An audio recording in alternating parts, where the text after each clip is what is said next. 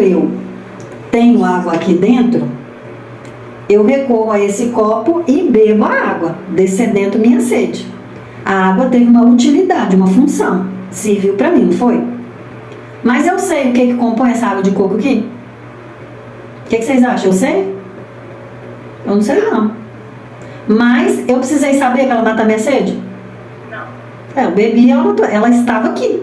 Agora, e se eu vier no copo, o copo estiver vazio, eu vou beber, vai matar o que, minha sede? Não vai ter função nenhuma. Então imagina, nós somos um copo. Esse copo aqui. Se ele tem o conteúdo, o Espírito Santo vai agir, fazer com que ele haja na vida minha e nas pessoas. Agora, se não tem conteúdo aqui dentro, ele vai usar o quê? E não precisa eu entender. Eu só tenho que conter o conhecimento, a sabedoria. O que precisa? A gente precisa buscar a Deus sem porquês, né? Ah, mas aí eu leio, não entendo. Não tem problema você não entender. Só leia. Só leia. E quando você lê, tire um tempo para isso, para que você leia com atenção. Quando vocês lerem a Bíblia, é para vocês lerem igual o Jumanji. Então, vou ler sobre a crucificação. Eu vou me visualizar sentada, que a Bíblia relata quem estava lá vendo, não relata? A mãe de Jesus, algumas mulheres, eu estava lá também. Então eu vou me imaginar sentada lá, assistindo a cena. E quando eu conseguir isso, eu vou sentir o que aquelas pessoas sentiram. Gente, outro dia eu estava lendo, quando Jesus conta para os discípulos que ele vai morrer, que ele vai ser crucificado. E eu me coloquei na pele de um dos discípulos. Eu falei assim, meu Deus do céu. Eu andei com esse cara o tempo todo. Eu comecei a chorar que eu não conseguia controlar. Eu andei com esse cara o tempo todo. Eu vi ele salvando, eu vi ele curando, eu vi ele fazendo tanta coisa. Ele fez na minha vida, ele me transformou, ele proveu, eu sou amigaça dele e eu vou ter que assistir ele morrer assim? Imagina, vocês, num papel desse, uma pessoa que você andou com ele 3 anos, vendo ele operar milagres e maravilhas, abençoar vidas, e ele ser pego injustamente, né? Ele ser massacrado e morto na sua cara, e você não poder fazer nada. Que dor que foi! E eles saberem, e isso antes de acontecer, ó, eu vou ser preso e eu vou morrer, crucificado. Eles sabiam o que era a morte de crucificação naquele tempo. Agora vocês imaginam isso? Então, quando a gente pegar a Bíblia para ler, não tenta ficar entendendo o que a palavra, a letra que está lá está querendo dizer. Tenta se imaginar no momento da história ali que você está lendo. Né? Davi, ele foi perseguido sem causa. Saul perseguiu ele durante mais de 10 anos, sem ter motivo nenhum. E ele orava e falava assim, meu Deus, por que ele me persegue?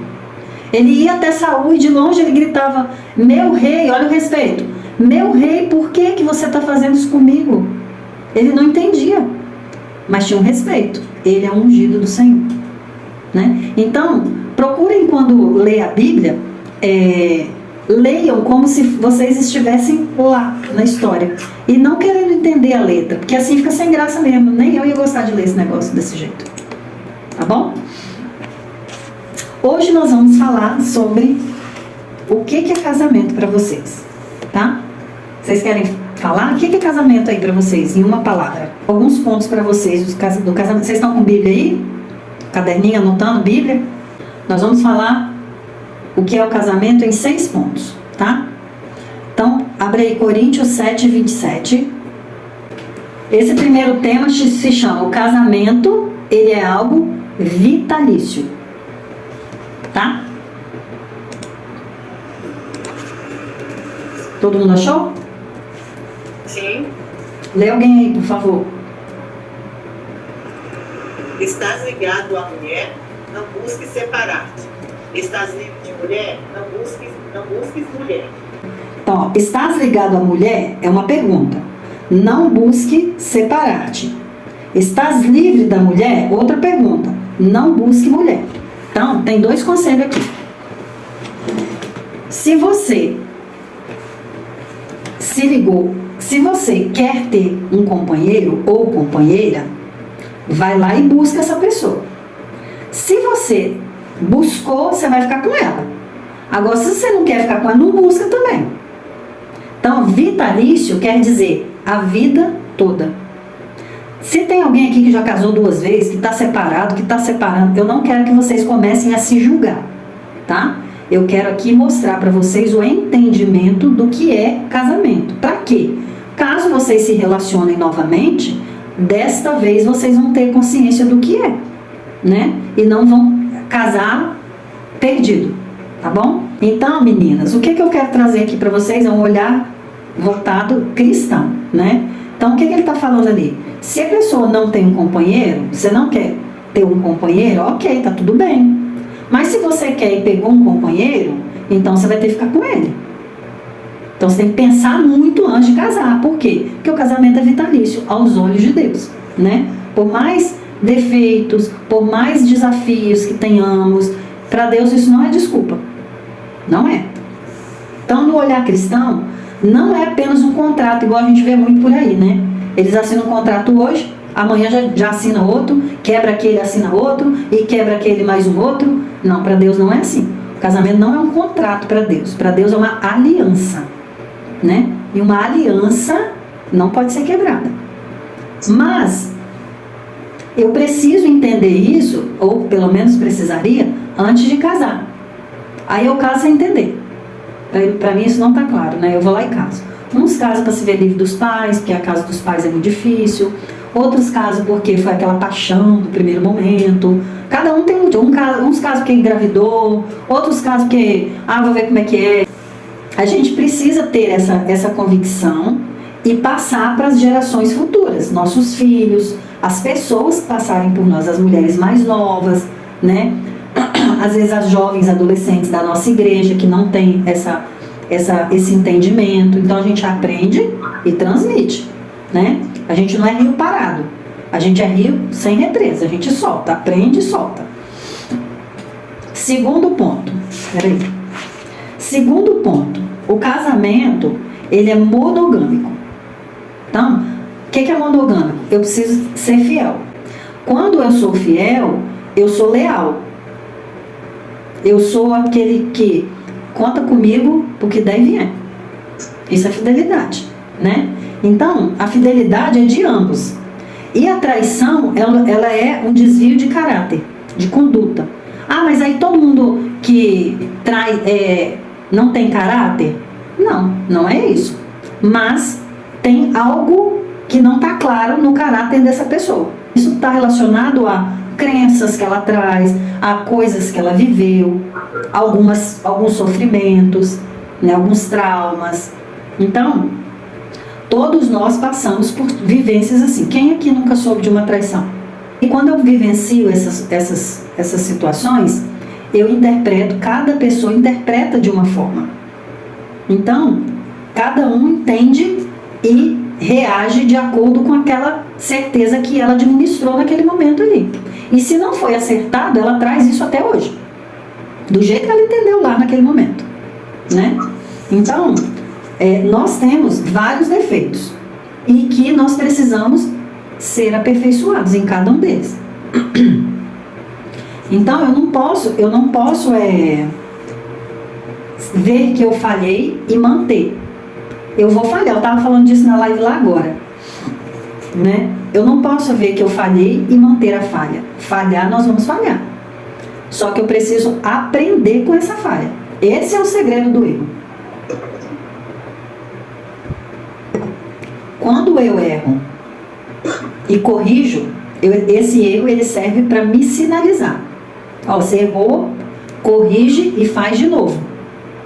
Não é para você bloquear, é para você corrigir e fazer de novo. Não é para manter o erro. Mas o meu marido fez isso comigo, meu filho fez isso comigo, meu amigo fez isso comigo e eles não me respeitam. Posso falar? Tudo que acontece com você só acontece porque você deixa. Ninguém faz nada comigo que eu não permita. Então eu chamo essa pessoa, eu falo com essa pessoa e eu me posiciono. Eu não só falo, eu me posiciono, né? A pessoa bate, dá um tapa lá na minha cara, aí eu falo, olha só, eu não quero que você bata na minha cara, mas eu deixo minha cara lá pra ela bater. Você acha que ela não vai bater? A cara está lá disponível para levar. Então eu preciso me posicionar. Então, como eu estava posicionado e levei esse tapa? Eu sinalizo e me reposiciono. 3. Heterossexual. O casamento não pode ter pessoa do mesmo sexo, segundo o nosso Deus. Quem quiser discutir com ele, pode discutir, mas é o que ele diz. Então, está lá em Gênesis, capítulo 1, verso 27. Para quem quiser comparar, diz isso. E criou Deus o homem à sua imagem. A imagem de Deus o criou, macho e fêmea. Aqui não diz macho e fêmea mais ou menos, só fala macho e fêmea. Então não tem meio termo para Deus. Não existe casamento entre outra coisa que não seja homem e mulher. Está relacionado com vivências, podem ser traumas lá da infância que a pessoa vive. Pode ser algo biológico, tá? Hormônios que a pessoa precisa fazer exames, precisa tratar, acertar, né? Então tem causas isso. Não é só, mas ele sempre foi assim, desde pequenininho, gostava de calçar o sapato da mãe, gostava de brincar com a maquiagem da irmã. Não. Tá, e ninguém viu isso, não? Ninguém viu isso quando a criança era pequena. Só deixou. Então, tem causas. Então, não é que isso é normal. A gente costuma achar tudo muito normal e aquilo que é anormal passa a ser normal. O texto de referência para o número 2, que eu esqueci de falar, é Hebreus 13, 4. Deixa eu achar aqui para ler para vocês. Só para a gente não prosseguir sem ler, senão vai confundir depois. 13, 4, que fala sobre o casamento, sobre a fidelidade, que diz assim: venerado seja entre todos o matrimônio, e o leito sem mácula, porém, aos que se dão à prostituição e aos adúlteros, Deus os julgará. 4.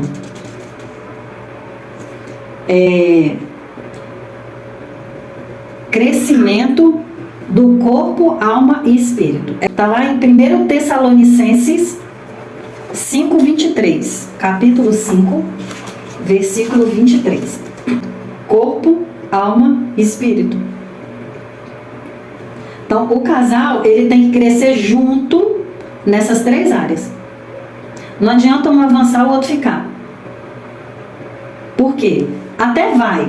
Só que para aquele que ficar, o que avançar vai ter que carregar ele. A única pessoa que a gente não pode largar para trás é o cônjuge.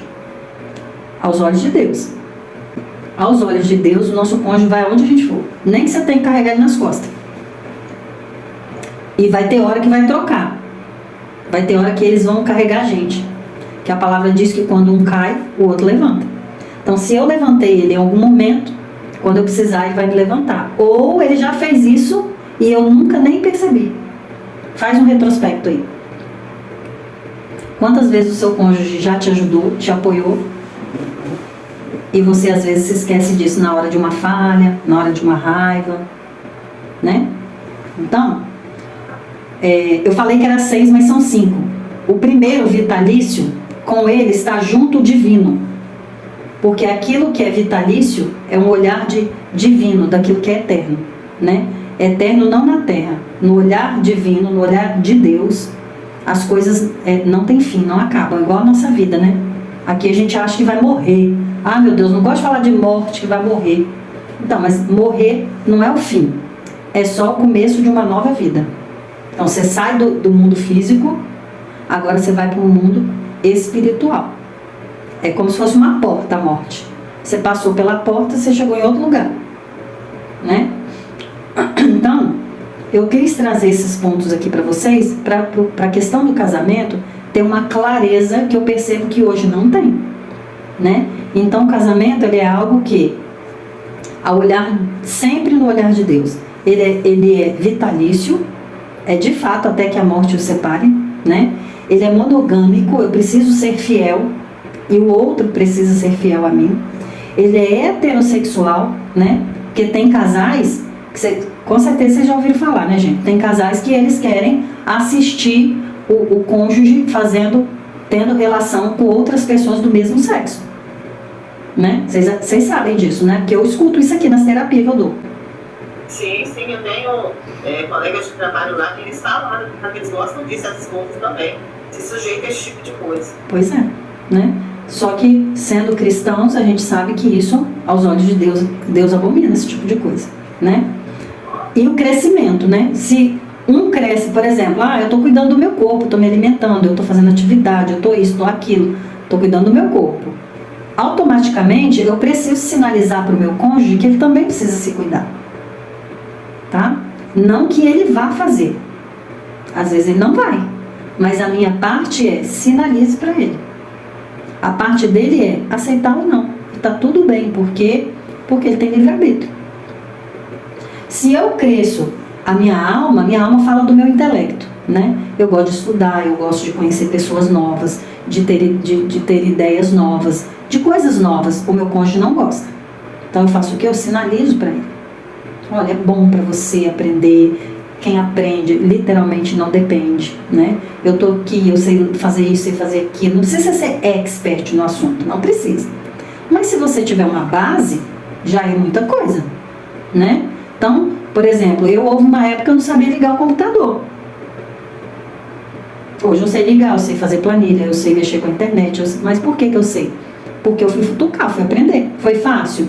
Não, foi chato, foi difícil, foi desafiador. Mas nós precisamos nos mover, sair do lugar e nos confrontar.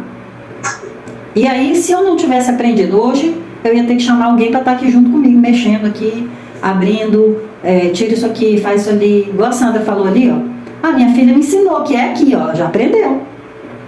Né? O importante é isso, é eu aprender. É eu não ficar sem saber. Mas agora, tem gente que fala assim, mas agora eu tô velha. Tá, você tá velha, mas tá morta. Não, né? Você não tá morta, ainda pode aprender. Você não tá velha, você tá experiente. Tá bom? Então não tem negócio de, eu tô velha, eu não aprendo mais. Você não aprende porque não quer. E para de botar desculpa na velhice. A gente precisa crescer junto. Sinaliza pro outro. Ele não quer, tá tudo bem. É a vontade dele, mas a sua parte você fez. Sinalizou. E no espírito, eu quero ir pra igreja, meu marido não quer. Mesma coisa, gente. Eu quero crescer espiritualmente, meu marido não quer. Sinalize pra ele. Convide ele. Chame ele. Não é sempre não, porque também enche o saco, né? Já falei que eu não quero, tá? A pessoa todo dia, toda hora. Então não chame, avisa, tô indo pra igreja, hein? Tô indo pra igreja. Não deixa ele esquecer não da igreja. Tô indo pra igreja. Tal dia vai ter tal coisa de casais. Você vai? É sempre tão bom ter você lá. De vez em quando você dá uma lembradinha lá, né? Pra quê? Porque precisa haver esse crescimento juntos. Mas se o outro não quer, é o seu momento de carregar ele. Você não vai se bloquear e parar porque o outro não quer. Porque você é você, o outro é o outro. E se o outro morrer? Vocês já pensaram nisso? Eu sou dependente do outro. Eu não sei trabalhar. Eu não sei fazer nada para ganhar dinheiro, vamos dizer. Eu não sei dirigir. Eu vivo só em função do meu marido. Só em função do meu marido. Aí o marido de repente dá um piripaque e morre. E aí? O que você faz?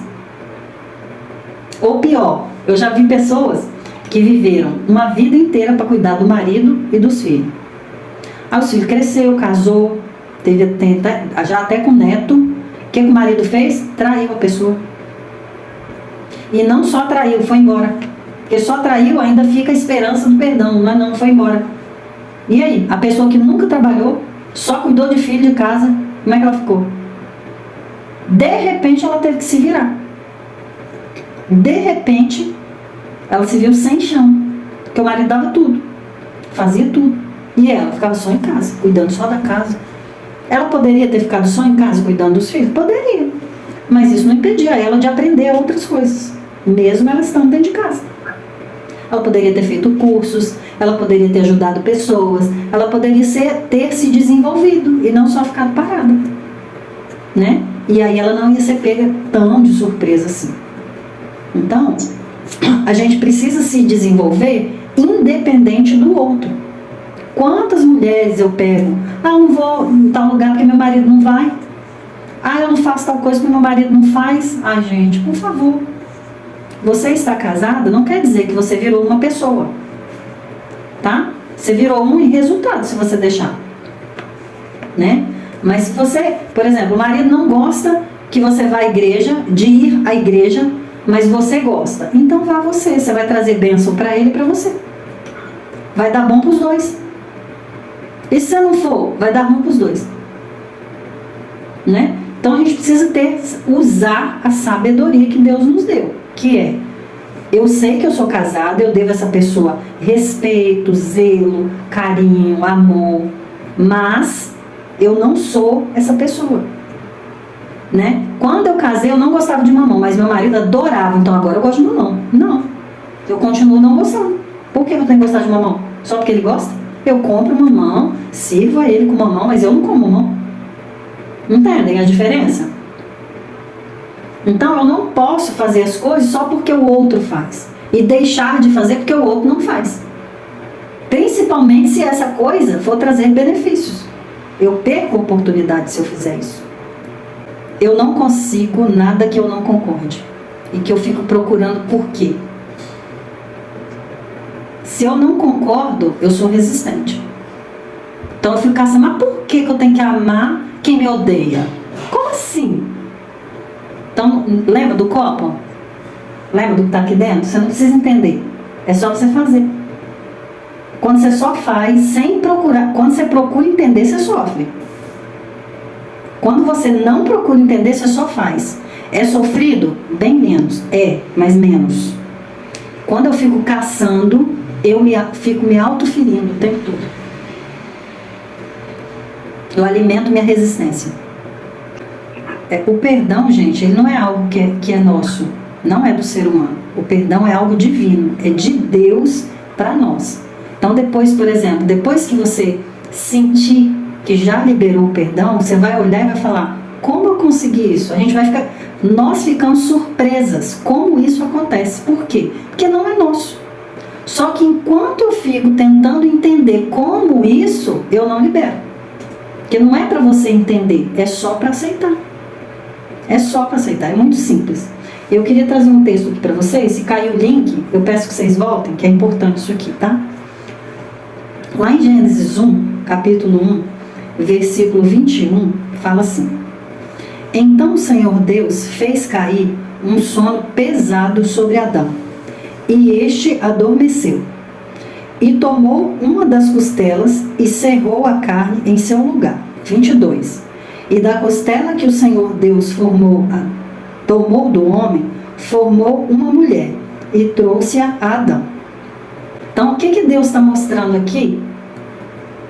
Que, primeiro, aqui está falando de um casal, primeiro casal, Adão e Eva.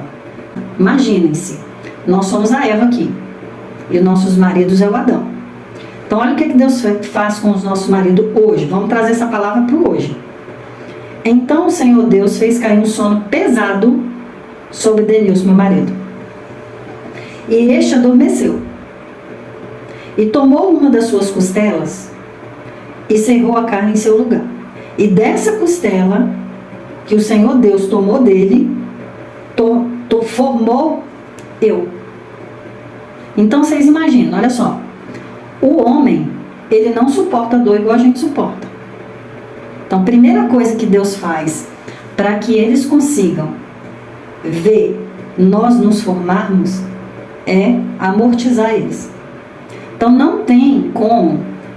Às vezes eu quero que meu marido faz isso, eu quero que ele seja rápido, eu quero que ele seja ágil, eu peço, ele não faz, aí eu vou lá e tomo a frente e faço, mas eu estou sendo forjada. E eu só sou forjada enquanto ele está quieto.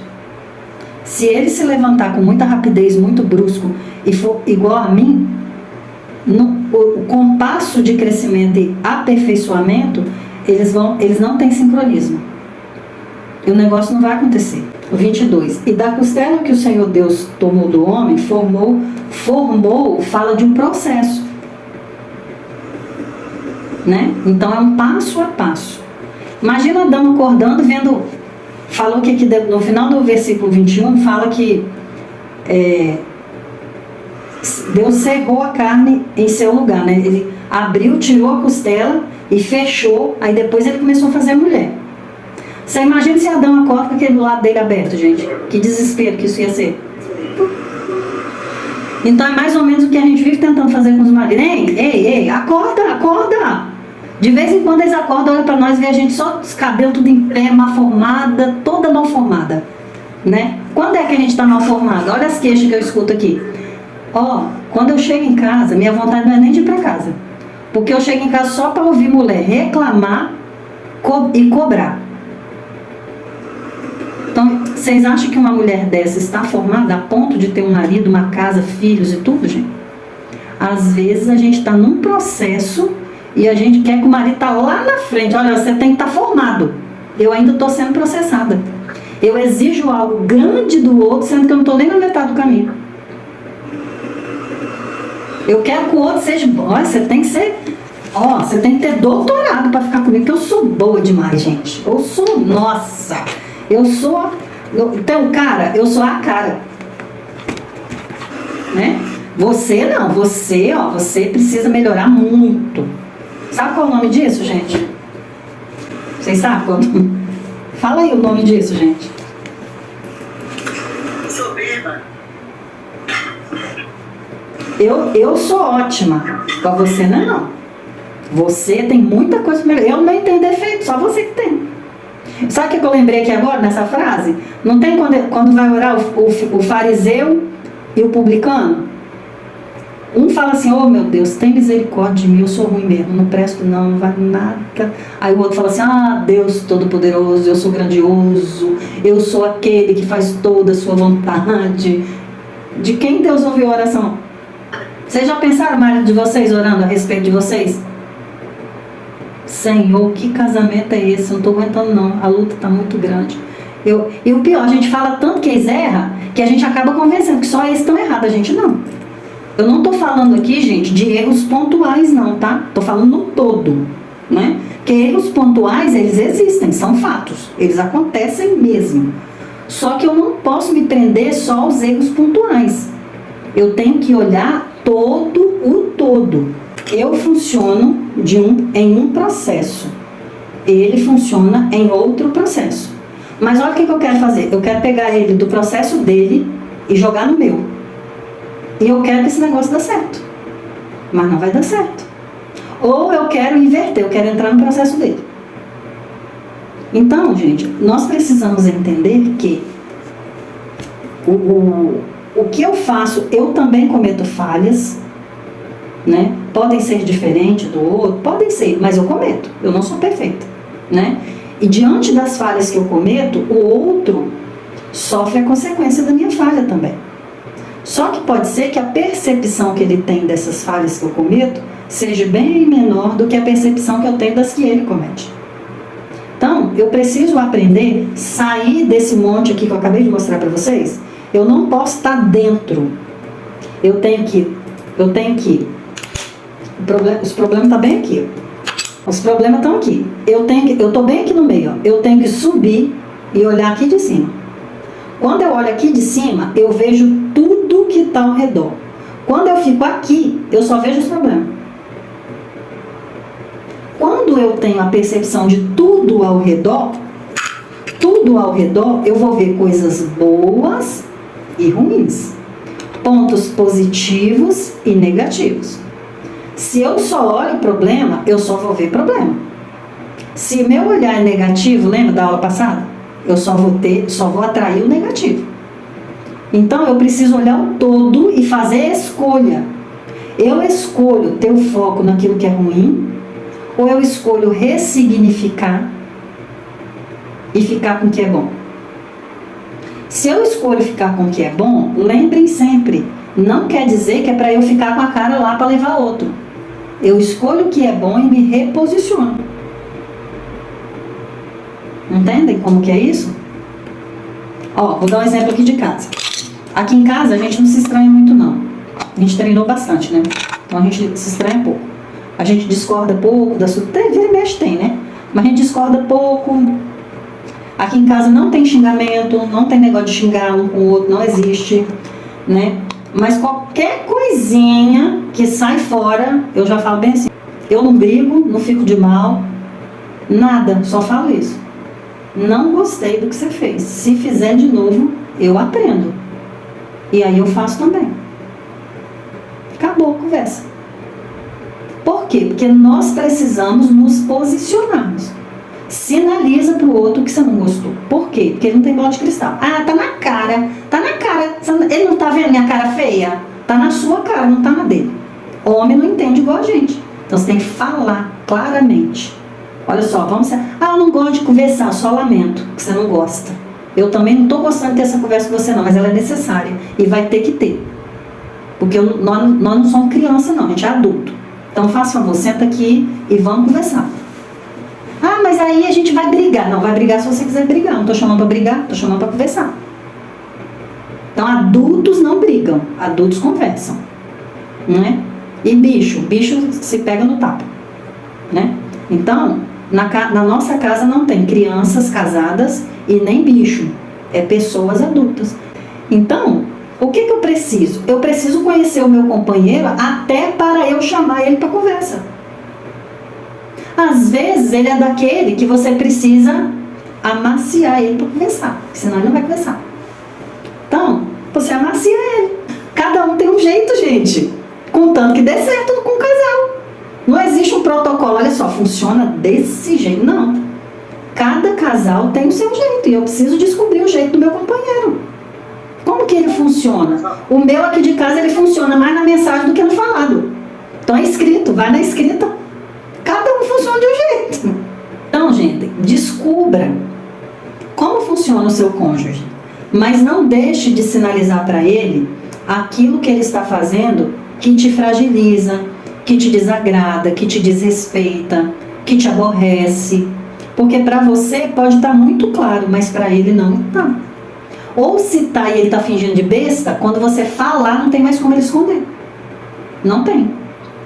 Né? E aí, quando você fala, o outro, ele não pode mais continuar se fazendo de besta. Então, igual eu falei, não gostei disso aí não que você fez. Sinaliza para ele, com clareza, seja claro. Tudo que você não sinalizar, vai juntar. E vai virar uma bola. Ela vai subir e depois ela desce atropelando você, ele e os filhos. E vira um arraso. Então, não deixa acumular. Não precisa você falar em qualquer lugar, no meio de qualquer pessoa. Não é isso. Primeira oportunidade. Chegou em casa antes de dormir. Faça favor aqui, filho. Senta aqui na caminha. Não gostei disso que você fez. Me senti assim, assim, assim. Tá? Só para você saber. Não quero brigar. Não, só para você ter ciência que eu me senti desse jeito quando você fez isso. E se posicione. Não faça mais isso. Porque eu não quero ter que aprender com você. Então não me obriga. Ponto. Eu duvido se ele vai querer que você faça com ele o que ele fez com você. Então, aprendam a se posicionar sem briga, gente. A gente não é bicho, não precisa brigar. Tudo briga. Tudo briga. Você não ganha nada com briga. Você só perde energia. Tudo é na conversa. Mas o outro não quer me ouvir. Essa é a parte dele. Ele vai arcar com as consequências de não te escutar. E tudo que você for fazer, lembra, não fira os princípios e valores que Deus nos ensina. Mas então meu marido me traiu, eu vou trair ele. Você está ferindo o princípio. Aí você vai ficar errado igual a ele. Então seja sábia. Não seja a mulher que destrói a própria casa. Seja sábia. Né? Mantenha a sua postura, a sua honra. E se ele quer perder a honra, não é problema seu, é dele. Mas você precisa sinalizar e se posicionar. 2 Coríntios 12, a partir do verso 9, diz assim: E disse-me, a minha graça te basta, porque o meu poder se aperfeiçoa na fraqueza. Portanto, eu me gloriarei ainda mais alegremente em minhas fraquezas, para que o poder de Cristo repouse em mim. Por isso, por amor de Cristo, regozijo-me nas fraquezas, nos insultos, nas necessidades, nas perseguições, nas angústias, pois quando sou fraco é que sou forte. 2 Coríntios 12, 9 e 10.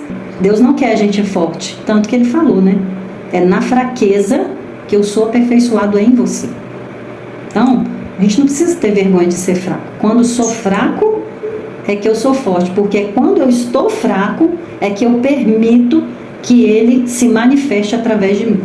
Enquanto eu sou forte, ele não tem abertura para isso. Porque eu ocupo esse espaço. Mas quando eu me coloco fraca, agora sim. Ele fala, agora eu tenho espaço para agir. Então, sobre as falhas do outro, a questão do perdão, o correto era não sofrermos pela falha do outro. Se o outro falhou, quem tem que sofrer é ele, não sou eu que não falhei. Então, eu preciso aprender só separar que quem errou foi o outro, a minha parte eu estou fazendo e eu não vou me envolver com a repetição da falha do outro. Se o outro repete, é porque ele ainda não aprendeu. Tudo que não aprendemos a gente repete. Repete uma vez, repete duas, repete. Já viu joguinho de celular? Você joga a primeira fase, você só passa para a próxima se você aprendeu a primeira. Se você não aprendeu, ele te joga lá para o começo para você jogar de novo. A vida é a mesma coisa. Se você não aprender, você repete. Ah, mas tem 10 anos que eu vivo esse problema. Tem 10 anos que você não aprendeu. Tem 10 anos que Deus está pelejando com você para você aprender. E quem vai sofrer é você que não aprendeu. Não é o outro, não. Ah, eu amo essa pessoa, eu quero conviver com essa pessoa. Conviva. Só que se posicione. Não fique na mesma posição. Sinalize, posicione-se. Sinalize, posicione-se. Sempre. E não canse. Né? Já que falou ali, parece que os desafios vêm para me jogar no chão, para que eu desista. Não. O desafio é para que você se levante e tente de novo. Esse é o desafio. Olha para Jó. E foi questão de minutos. Se você ler prestando atenção, foi minutos. A palavra diz assim, antes que um mensageiro saísse, enquanto um estava saindo com a má notícia, o outro já estava chegando. Então, primeiro, seus 10 filhos morreu, suas vacas morreu tudo, e não sei o que, era um saindo e o outro chegando, sincronismo, um atrás do outro. E ainda no final, a esposa deu a tacada final, abandona esse Deus e morre. Só te falta isso, falta mais nada. Mas ele se manteve firme, ele falou, não, isso aí não. Eu posso perder aqui nessa vida física aqui, mas a espiritual, a eterna, essa eu não abro mão, não.